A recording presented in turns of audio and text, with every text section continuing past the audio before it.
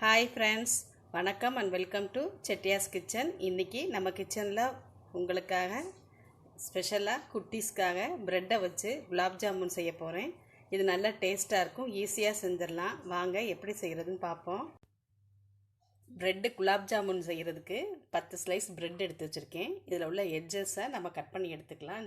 Bread ஸ்லைஸில் அந்த ஓரம்லாம் cut பண்ணதுக்கப்புறம் இந்த மாதிரி குட்டி பீசஸாக கட் பண்ணி எடுத்துருக்கேன். இதை மிக்ஸி ஜாரில் போட்டு நல்லா பவுடர் பண்ணி எடுத்துக்கலாம். அப்போ தான் நமக்கு மாவு பிசைகிறதுக்கு கரெக்டாக வரும். கட் பண்ணி வச்சுருந்த பீசஸை மிக்சியில் போட்டு நல்லா பவுடரை அரைச்சி வச்சுருக்கேன்.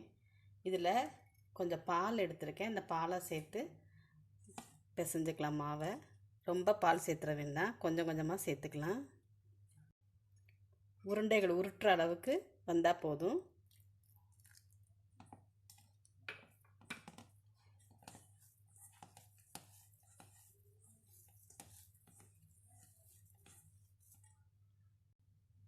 பால் சேர்த்து ப்ரெட்டை நல்லா பிசைஞ்சு வச்சுட்டேன். பாருங்கள், இது மாதிரி பிசைஞ்சுக்குங்க. பிசைஞ்சிட்டு குட்டி குட்டி பால்ஸாக நம்ம உருட்டிக்கலாம். வேணுங்கிற அளவில் உருட்டிக்கலாம். ப்ரெட்டை இது மாதிரி சின்ன சின்ன பால்ஸாக உருட்டி எடுத்து வச்சுட்டேன். எந்த கிராக்குமே இல்லாமல் நல்லா வழுவழுன்னு உருட்டிக்கிங்க. உருட்டிட்டு இப்போ நம்ம அதுக்கு தேவையான பாகு ரெடி பண்ணிடலாம். 10 ஸ்லைஸ் ப்ரெட்டுக்கு பாகு தயாரிக்க 1/4 கப் அளவு ஜீனி எடுத்து வச்சுருக்கேன். இதே அளவு 1/4 கப் தண்ணி ஊற்றிக்கலாம். தண்ணி ஊற்றி பாகு ரெடி பண்ணிடலாம். 1/4 கப் ஜீனிக்கு 1/4 கப் தண்ணி சேர்த்து அடுப்பில் வச்சுருக்கேன். லேசாக பிசு பிசுப்பாக வந்தால் போதும், கம்பி பாகாக வர வேண்டியதில்லை. வந்ததும் நம்ம இறக்கிக்கலாம்.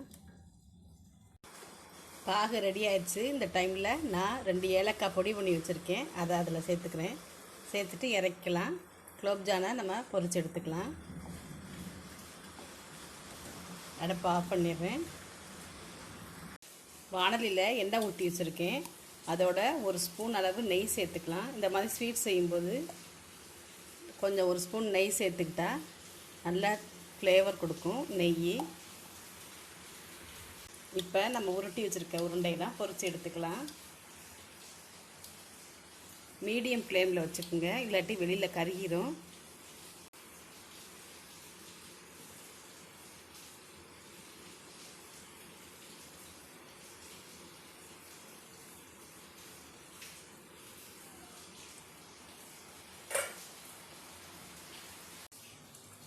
பொரிச்சு எடுத்த ஜாமுனை ஜீராவில் சேர்த்துக்கிறேன்.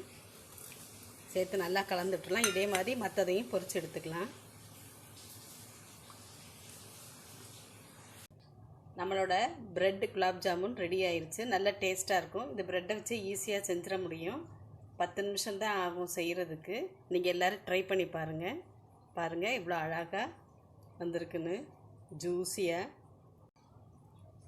இந்த வீடியோவை லைக் பண்ணுங்கள், ஷேர் பண்ணுங்கள், உங்கள் கமெண்ட்ஸ் பதிவு பண்ணுங்கள். மறக்காமல் எங்கள் சேனலை சப்ஸ்கிரைப் பண்ணிக்கோங்க. தேங்க்யூ.